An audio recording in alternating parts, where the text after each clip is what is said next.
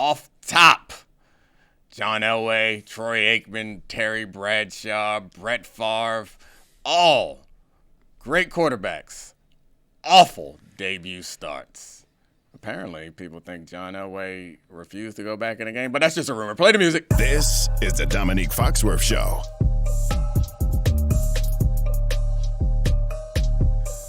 Welcome to the Domonique Foxworth Show. I'm Domonique Foxworth, joined remotely by Charlie Kravitz. As you guys know, on Tuesdays we record. I'm in New York. I guess it's the Wednesday show, but the Wednesday show is live from New York. Well, not live. It's from New York. Hey, Charlie. How you doing? You got on your golf shirt? You enjoy our guy Alcaraz? Got that dub? It's a tennis shirt. I know what you're doing. I said there. golf. I meant tennis. Yeah. I'm sorry. You know what I meant. It's the same thing. Oh, no. I mean, we could do an Alcaraz show for sure. No. If you're talking about you a chance to say that Alcaraz was great before we dive into football and we talk about debuts. If we're talking about twitchy, toolsy 22-year-olds with a live arm, who are 6'1", I promise you, the Bears would be doing a lot better if Carlos Alcaraz was playing quarterback. Yeah, I mean, we both read the Tyler Dunne Substack about it, so we'll get into all the reasons why Caleb is not Carlos. Yeah. By the way, just before we get there, I always love your off top, so I can dig into the history of it. Mm-hmm. John Elway. Can you imagine if that happened now? 47.5% completion percentage as a rookie when he was the most heralded prospect in a generation, 1,600 yards in his 11 games played, 7 touchdowns, 14 interceptions. He was out here rich in it as a rookie when he was supposed to be for the amount of guff we're going to probably give Caleb Williams over the course of this podcast. And we give guff to many ballyhooed prospects who don't deliver. John Elway's lucky that it was 1983 and not 2025 when he was. They started to win the following few seasons, but his numbers 12-2. He went better. 12-2 as a second-year player.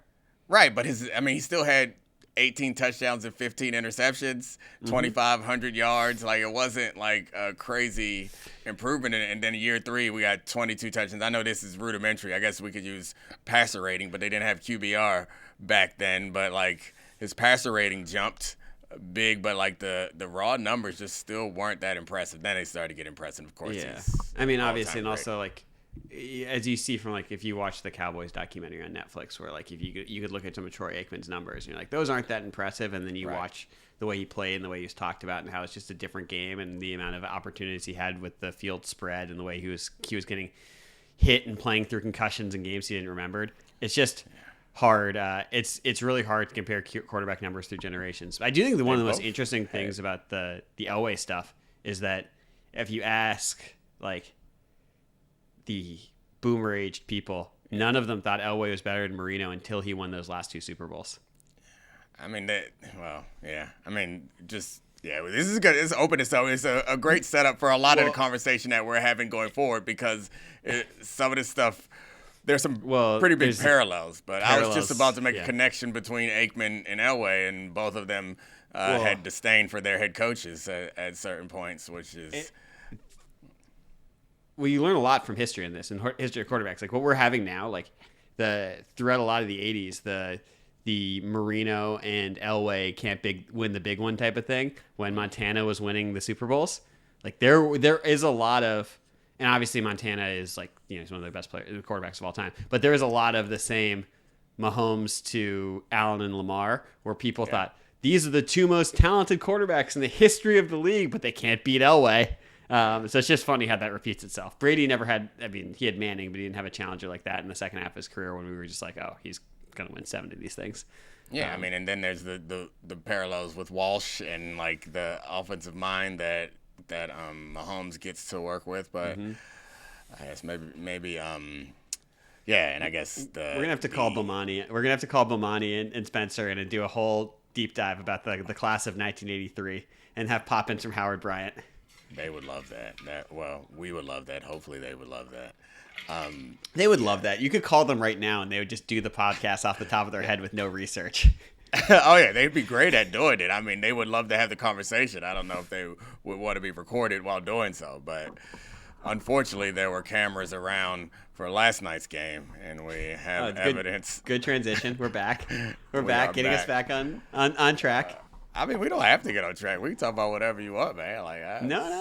It's not a TV episode. We can have some fun and relax. Look, we waited 7 months doing the same bleeping topics every single day. And then training camps happened. We got like a little morsel. We were like, just droplets coming down of like, oh, Caleb Williams can't hit the net. The J.J. McCarthy's teammates are protecting him. The organization's protecting him. Colin Cowherd and Diana Rossini are roasting him, saying he's going to be run out of town. Well, you know what?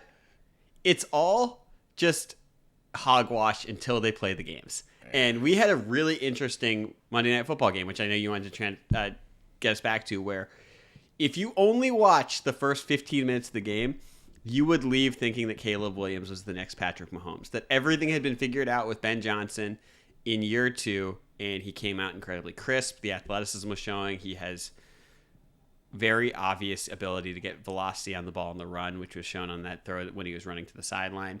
And then the rest of the game happened, where he had a lot of the same issues he had last year, and J.J. McCarthy, who started off very poorly. Well, if you only watch the final 15 minutes of that game, you would think that J.J. McCarthy is like, the next young superstar quarterback, who's still the youngest quarterback in the league. So I want to ask you, after last night, which quarterback do you, and I know you just got off of Get Up, so you get to do it again right now. You're getting up again. Which quarterback do you believe in more, Domonique? J.J. McCarthy or Caleb Williams? I got to work on my greenie. Yeah, that's a bad greenie. You got Levitard down. Your greenie needs some work.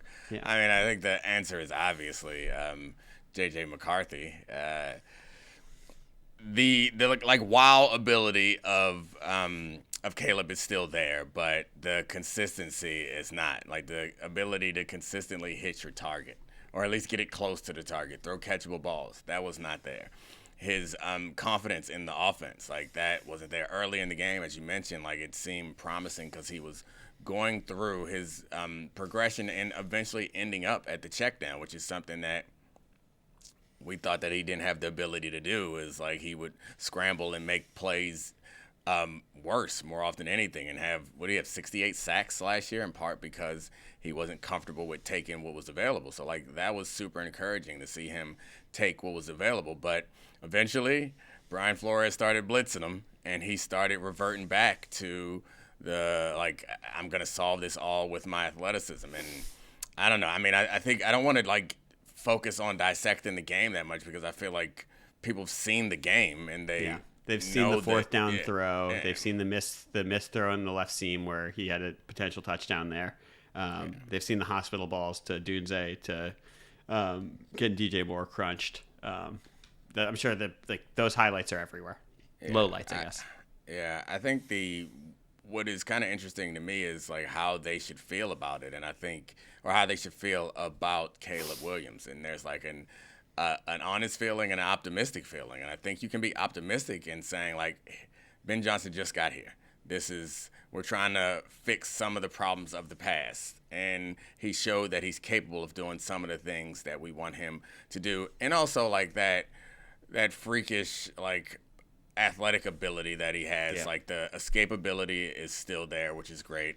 And then the ability to throw on the run with the type of zip that nobody else has is still there. That's attractive, but there's like a foundation that isn't there, and I'm not sure how coachable those things are, and it's hard to have what do you mean how by coachable that? They are in this situation. So there was like, he just felt, it seemed like he was not comfortable, and of course these things can change. He never seemed comfortable, and he didn't. And I think we have to go through the Tyler Dunne piece too, because I think so much of that is coloring the way that I interpret his performance. But, and by the way, Vikings fans, we will come back to J.J. McCarthy, because this isn't just a Caleb Williams conversation, because there's some really interesting McCarthy facts. But yes, we can dive into the Tyler Dunne, which is called, he wrote a 3-part article on his Substack, which is called House of Dysfunction, The Curious Case of Caleb Williams. And it was really a rebuke to the quotes from Caleb and Carl Williams that were in the Seth Wickersham book, American Kings, which is coming out, and had the chapter of Caleb Williams where he said he wasn't guided in how he watches film from the Bears, how he wanted to go to the Vikings, how he had, essentially a lot of blame on the organization about how they weren't supporting his growth as a quarterback. I'm sorry, carry on. I just wanted to make sure for the people who don't know Tyler Dunne.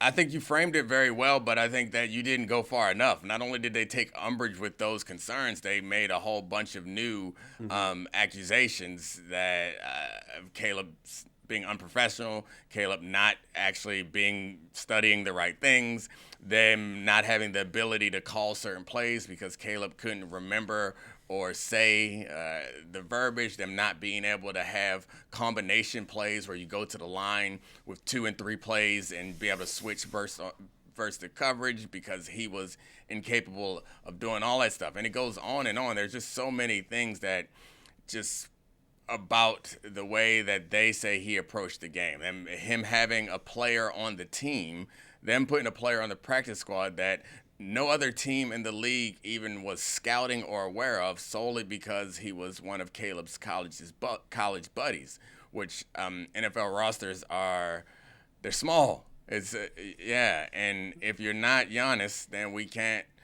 just bring somebody on because they make you comfortable, and he wasn't playing that well. So these are all things that just are not normal for football culture. And it makes me concerned. So having that as the backdrop to watching the game and then watching Caleb struggle, or at least the offense struggle with snap count and penalties and particular protections and understanding, and then watching Caleb also not feel comfortable. While I was encouraged by his ability to check, or his willingness to check down early, I also noticed that there were really no throws that he just was like in rhythm, drop back foot hit, and let it loose to the spot where it's supposed to be and actually get it there. Like, I can't remember any throws like that. And that was, it felt like a problem and an issue going forward. So I think the generous reading of this is everyone who left was pissed at Caleb and didn't like how the stories came out, and they colored him more negatively than he actually was. And Ben Johnson just got there, and he's going to work on this and get better. Well, that's the thing. So, like, let's be clear about our priors, too.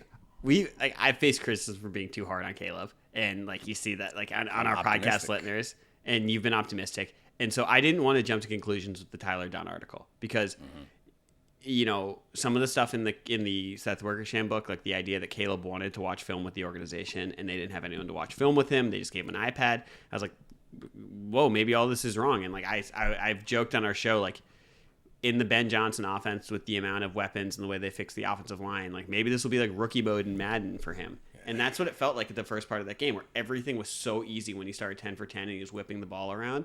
And he had a couple outrageous scrambles. But the big thing, I want to start with the one specific one, is because we'll get back to the studying habits and the way that the veterans have had issues with Caleb, which has all come to light in this. But he had, and we're not making fun of him by any means with this, but there was a question about, because he's struggled so much with the colors and the numbers, about whether or not he could even be dyslexic in the way he struggles to get plays into the huddle and with snap counts. And he was so opposed to the snap count, they made it last year ready, set, go, instead of like a traditional snap count where you could do a hard count. He could get guys off. And the speculation in this article was it was actually even harder to protect Caleb Williams, to have a good offensive line, because opposing teams knew the snap count. They struggled with motion. They struggled with things that are, imperative to create mismatches and conflict in the NFL, because they weren't able to do this stuff in his cadence. And legitimately, in that game, I was like, this will be interesting to see. There are reports of this stuff. 4 false starts in the first half at home, unable to get motion at the end of the game, even on that final play. And to me, that was confirmation of some of the things. And I'm not making fun of him for the learning disability part of it. I'm making fun of him for the part, or not making fun of him. I'm criticizing for the fact that, like, a cadence is how you present it too. And having to simplify it to ready, set, go because you aren't doing the homework. And when I say you aren't doing the homework, Caleb said he wasn't getting the playbook. The staff that were gone were saying, hey, dude, this is the NFL. Of course we want you to succeed. We've given you an iPad, and we can actually track what page of the playbook you're on in your iPad. And there were times in practices going over this stuff in film sessions, he wasn't even on the right page. He wasn't even using the iPad. So in their mind, it was almost like the Jamarcus Russell test where they gave him that empty VHS tape and were like, just go watch tape. And he said he tried to explain what he saw and there was nothing there. They were trapping him with this stuff and admitting to it because it had gotten so dysfunctional. And to me, it's like, we saw those first 10 completions, which were like largely the things that were practiced with Ben Johnson, with this offensive genius guy. And after that, it falling apart. That's not like, could be causation, could be correlation. It's hard not to feel icky about that when you have the information that was presented in Tyler Dunne's piece. Yeah, I mean, it's also like hard to imagine a path to him reaching the potential that we thought he would reach. So like maybe there's some other version of him, but like we were thinking potential competitor with the top guys in the league. Like that kind of feels out of the question, because I think one of the things that I've been thinking a lot about since this game is how, and this is a Cam Newton reference to like the game manager versus the game, what was it? Game makers, game breakers. There we go. Yeah. And I always thought of that, and he presented it as if they were like two separate paths. And watching Caleb, he's not a game breaker at this point, but he plays like a game breaker. And what I've started to like, I guess, understand is that, or appreciate, is all quarterbacks are game managers. Like that's like the first step. If you can add something on top of it, then you can be something special. But there aren't like functional quarterbacks in the NFL who don't like manage the game well and take the easy stuff and make the smart decisions and don't put their team behind the eight ball. The problem with Caleb is none of that seemed comfortable for him, and no matter who the coach is, if he can't get into the way, or get into a groove where he feels like that stuff is, where we feel like that stuff is second nature, then who cares how freaky all his other abilities are? Can you talk about that for a second, though? Can you explain to us what you mean by that? Because Troy Aikman was pointing out on the broadcast that there were open plays, there were easy things that were schemed up for Caleb to get open. And those are things that I would miss watching it without like the all-22, without the dots, without you being there, that you have to make the layups. And I don't know if that's a Ben Johnson thing or a Caleb thing, but Troy seemed to think that those are schemed in and Caleb wasn't hitting them. Yeah, they were. I mean, the checkdowns are not really an offense, right? Like those are not where you're designed to end up with the play. Like the reason why you check down is normally, you would say, because there was nothing open downfield. The problem is sometimes there were things open downfield, and he was unwilling to let it loose. It felt like the only time he wanted to take shots downfield was when he like was scrambling and making something happen, and then he would take shots downfield and just completely miss his target, which was super concerning. Like not even close in so many cases. And even Kmet made that great catch on that seam. That wasn't really a catchable ball. Just so many off-target throws for a player who like, and that's to the other point about the easy stuff first, is like that's something that should go kind of without discussing. Like we shouldn't have to talk about like, can you throw it to the guy? Like that's, he would find the right guy and then overthrow him time and time again in that game. It's really concerning, and because like one of the show maxims that we have is,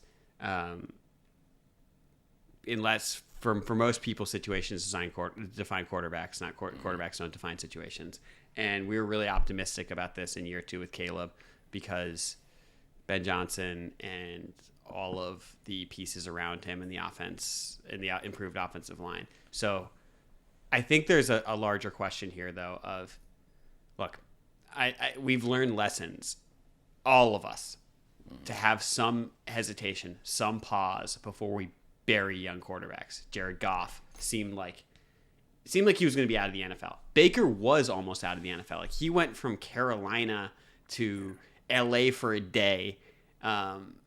Josh Allen's maybe the best example of that, where, you know, you talk about the game. Geno Smith, Sam Darnold, like there are plenty of guys that, I mean, right now, Justin Fields and Daniel Jones. But yeah, go ahead.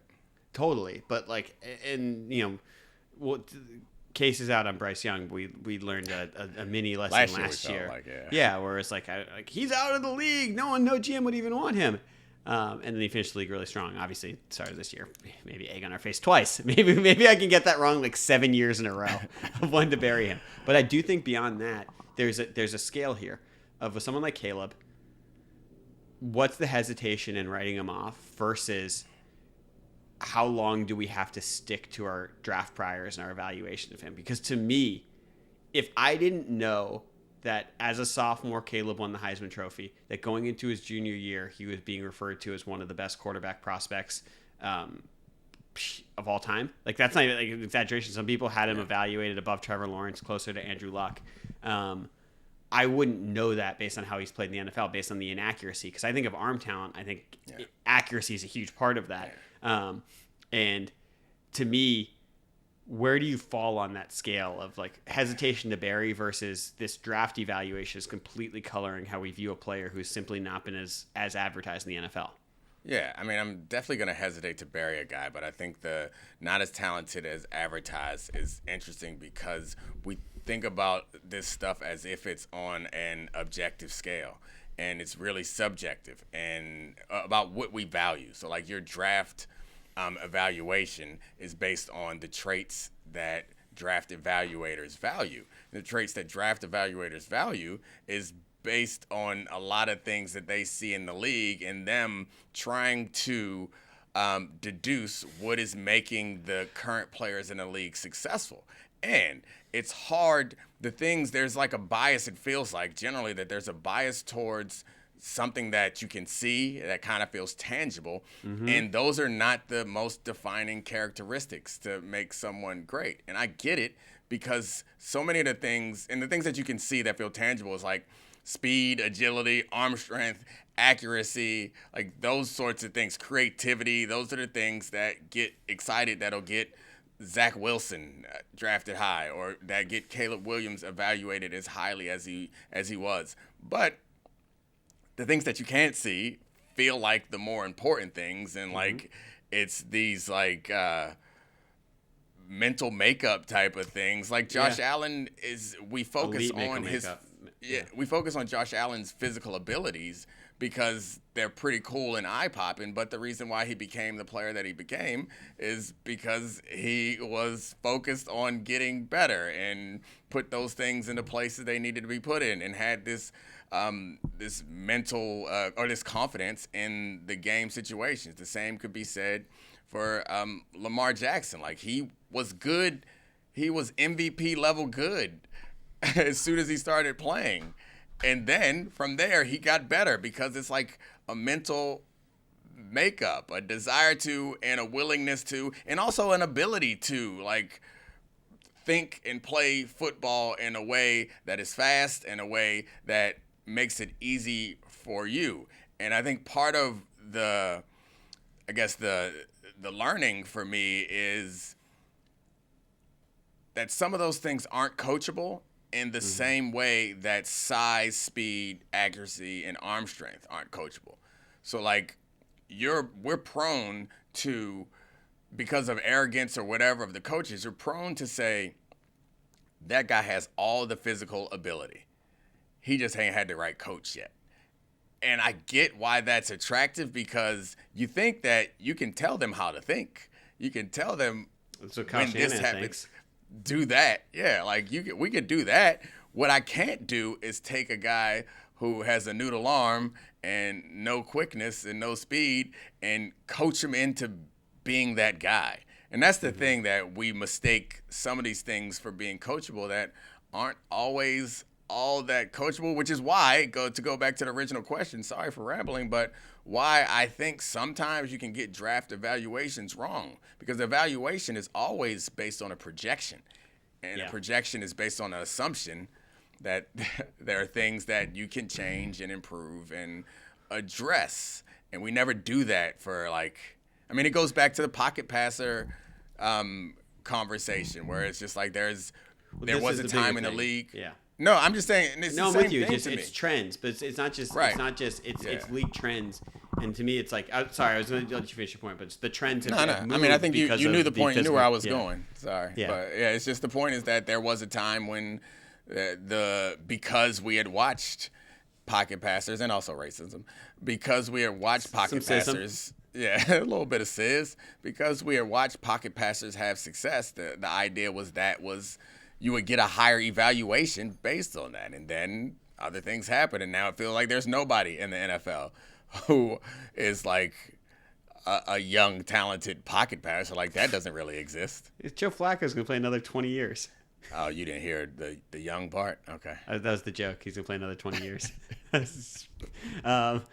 Yeah, damn. That one, bad joke. Hand up, my bad. It doesn't make him young. It just makes him it makes him Tom Brady, not young. I'll just sit in this one. I'll wear it. Let's continue to analyze this joke until we make it funny. Let's not do that. So trends. So the thing that you brought up about moving that, the Josh Allen, obviously, Allen and Lamar right now, it's video game football. Like, it's funny about this is because, ironically, the game we saw on Monday night was the JV version of the game we saw on Sunday night, where it's just two completely different games of like with quarterbacks running around being wild, and then the game flipping and there being a massive 21-point comeback, and this get one, the 15-1, the other one. But it was just funny because the trend now is you're looking for Lamar Jackson, you're looking for Josh Allen, you're looking for Patrick Mahomes, you're looking for guys with elastic arms who can run and play out of structure. Those guys also do everything right in structure.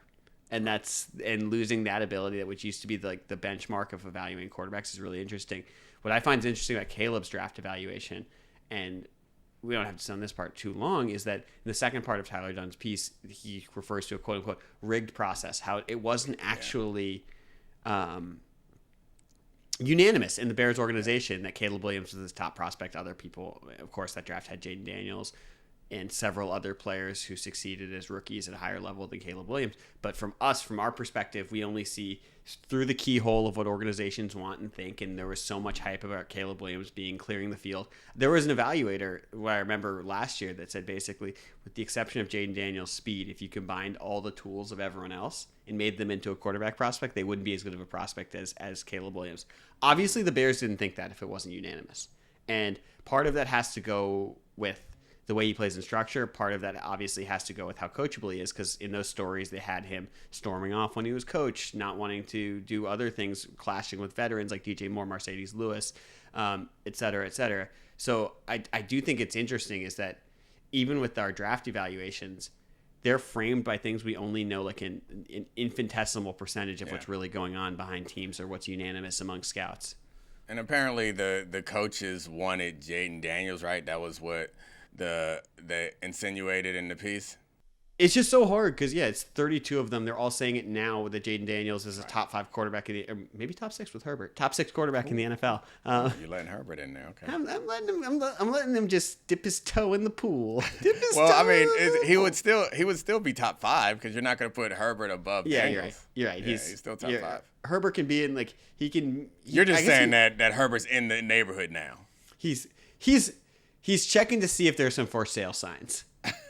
He's looking in there, being like, Madison Beer and Justin Herbert, we're checking the neighborhood. So on Caleb's stuff, I think look, there's so much of this could flip over the course of the season if things really click or it proves to be different. But it does feel like if for week 1, this feels the way that played out after the first quarter feels incredibly doom and gloom to me, and it's very disappointing. Yeah, I mean it's obviously very disappointing. The more I think about this, I guess the problem with this conversation is I'm not sure. So one thing is the Bears felt like they didn't have a choice, and that's about like the draft evaluation industrial complex and how inevitably there's going to be a circus and some like groundswell of support around a Heisman Trophy winner who has absurd highlights, and like it's hard to go against that. And like, who knows how honest your opinion can actually be if you're being influenced by all this other stuff. And then the other question, I guess, is given if we feel differently about this, does this mean that you would ever really draft differently? Or how do you evaluate the things that matter? Because one of the things coming out of this game, or the things that matter more that you can't see, but one of the things coming out of this game that is being celebrated is the way J.J. McCarthy responded to adversity. And that feels like something that can be trained, but there's a starting place for that it feels like is higher in certain players than other players. And so, of course, if you gave me the choice to draft a quarterback that had it all mentally but was average physically, or a quarterback that had it all physically but didn't have the mental part, I'd go with the first one. But given the fact that we don't really have a way to properly evaluate all that stuff, like, does that change the way you draft? Do you still just draft all the tools and hope that the other stuff will come along and hope that you'll get a Josh Allen because the ceiling is so much higher?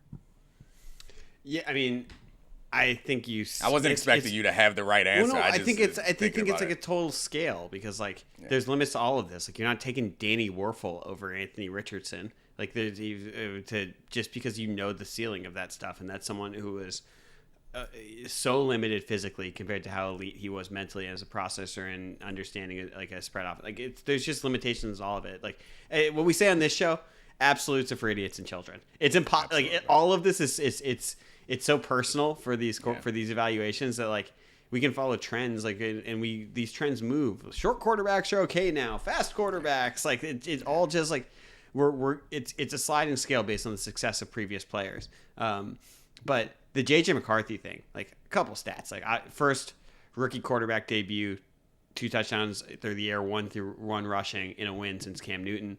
Or sorry, period, not in a win since Cam Newton. J.J. McCarthy, first quarterback with a 10-plus point fourth quarter comeback in his NFL debut since Steve Young. That one's a funny one because him and, like, Steve Young played in the USFL. He was sort of a fake rookie anyway. J.J. McCarthy's had, like, a year of quarterback camp with Kevin O'Connell. That's a fun one. I mean, look, I don't know if you had this feeling. The first half of that game, I thought he was so out of his depth. I thought there was a chance that this guy was just bad.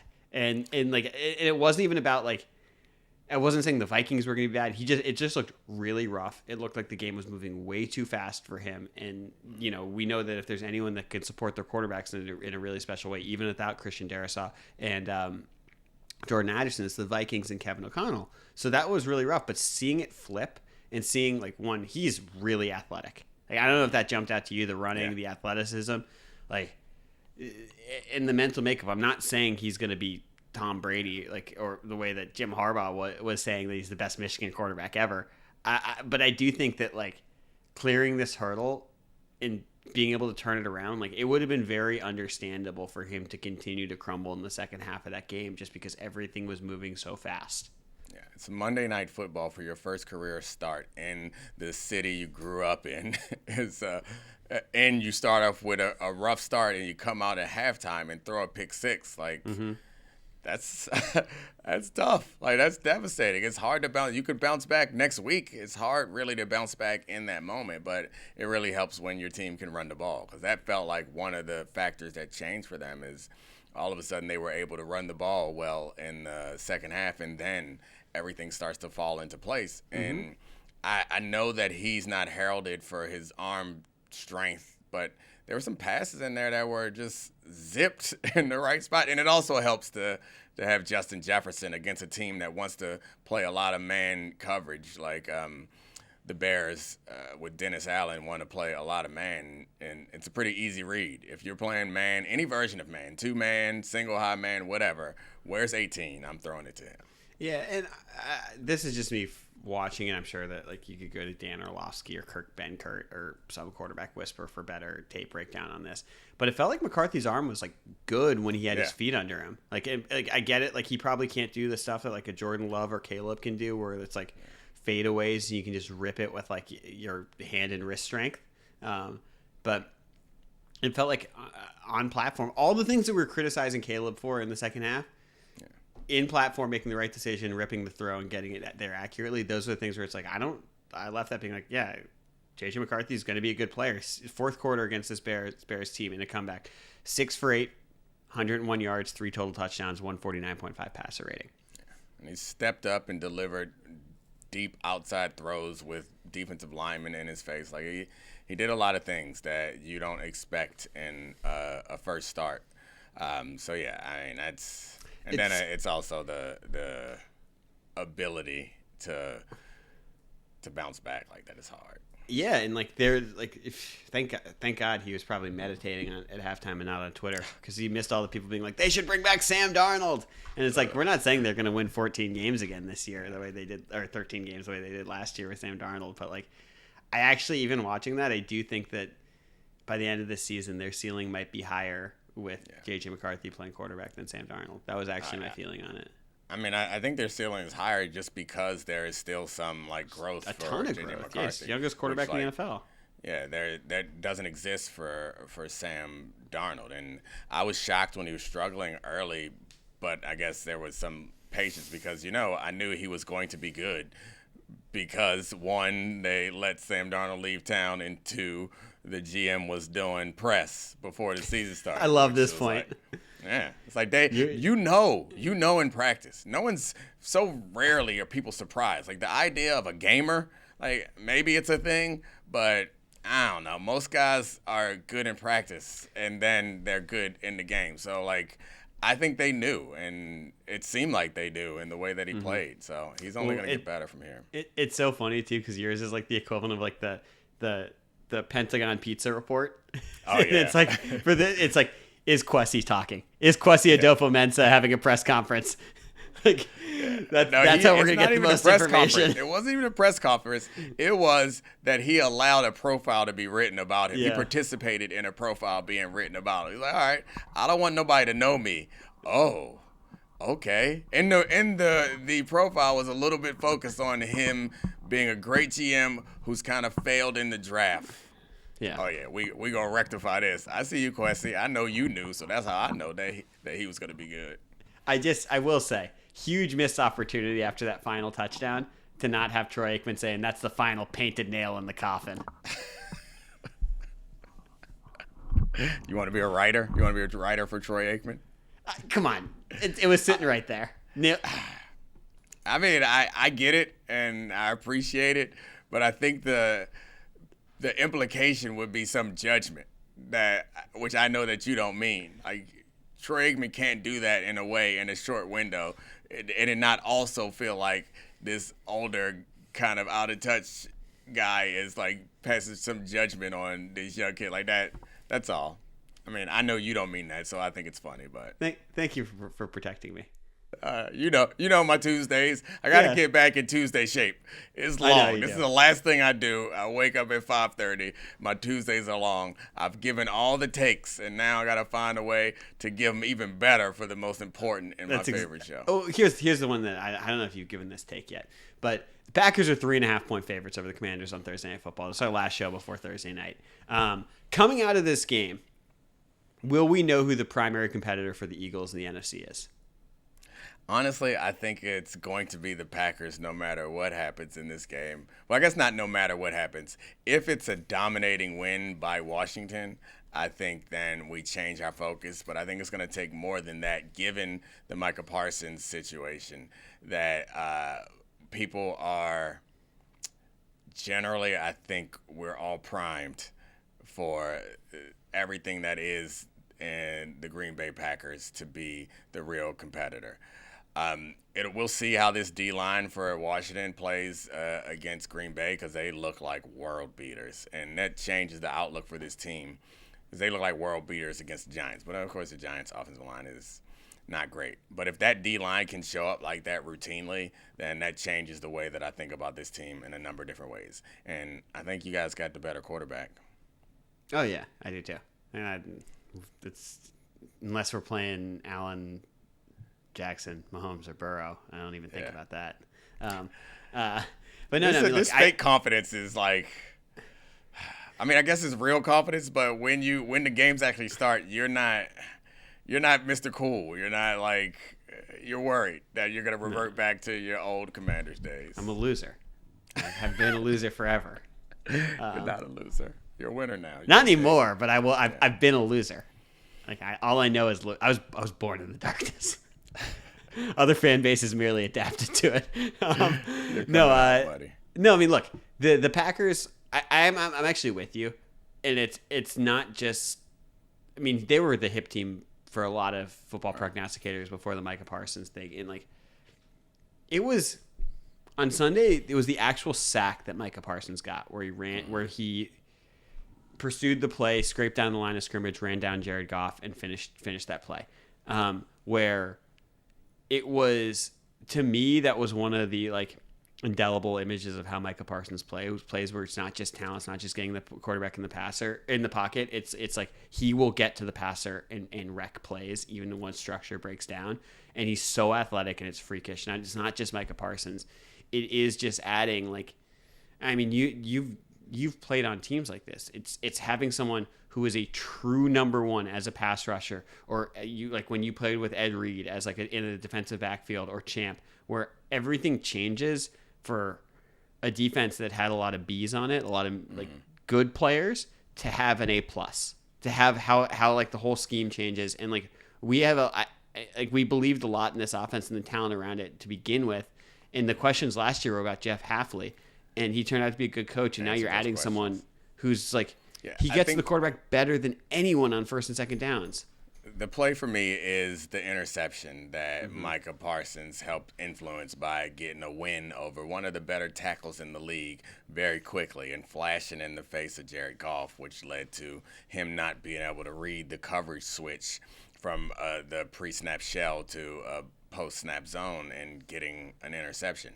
That jumps out to me because, to your point, it's about number ones. And we'll say this, we've said it about certain quarterbacks. It's like, it doesn't matter what you do around them. They're so special that they can make something, make a bad play call, bad play design, or a missed block turn into a great play.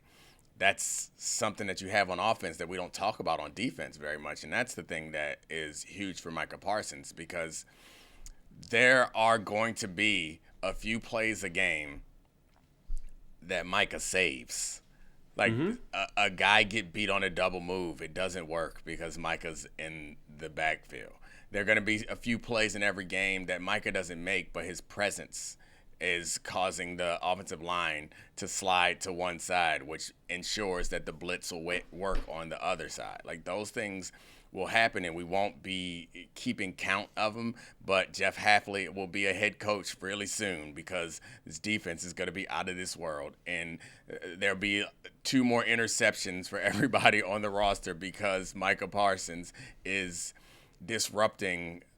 And then on top of it, there's the sacks and the sack fumbles that he's going to cause, and there's the ability to dictate to the opponent. Like, the opponent's going to be spending all their week looking at how they're going to prepare for Micah Parsons, and that changes everything for you. There won't be too many 5-out route combinations because we're going to leave a tight end or a running back in to help chip on Micah Parsons. So it just changes everything for this team. And we saw immediately the impact that we all thought was possible, and it came to fruition. Yeah, and I think it's going to be really interesting this week. And the case I would make, I think you're right that regardless, people are going to give the Packers runway for this. I think the case I'd make for Washington is there's so much talk about regression. And if they were to go out and beat the brakes off a Packers team, I'm saying they will. I'm just saying that in theory, if they did, they'd have to beat the brakes off them. Yeah, it would be a big deal. And like in Green Bay too, right? In Green Bay, and I heard this described somewhere that part of the so apologies to whoever I took this from, that like, you know, there was talk about the NASCAR package in New York and that being a good defensive line, even though people weren't that high on it. And someone was like, well, Jaden Daniels, a NASCAR quarterback, you get upfield, you're dead. And to me, I thought that was interesting. And Jaden, like, they played a sloppy first game, Washington did, but the defense is so improved, and that double goal line stand was something that wouldn't have happened last year, where they had the Giants like wave the white flag and kick a field goal in the first half and be like, all right, see you next time we play in division. Where you know, I think there is a world where the what the public thinks about Washington for this season changes considerably after this game in a positive way if they play very well, win or lose. Just to show that they're a serious outfit on both sides of the ball, that they're closer to the middle on defense than they were last year, and that the revamped offensive line and the quarterback, it's like this team is really hard to stop. Oh, man, you got a big game. Like, how many times in your recent history, you had a week 2 big game? Like, Never. That's incredible.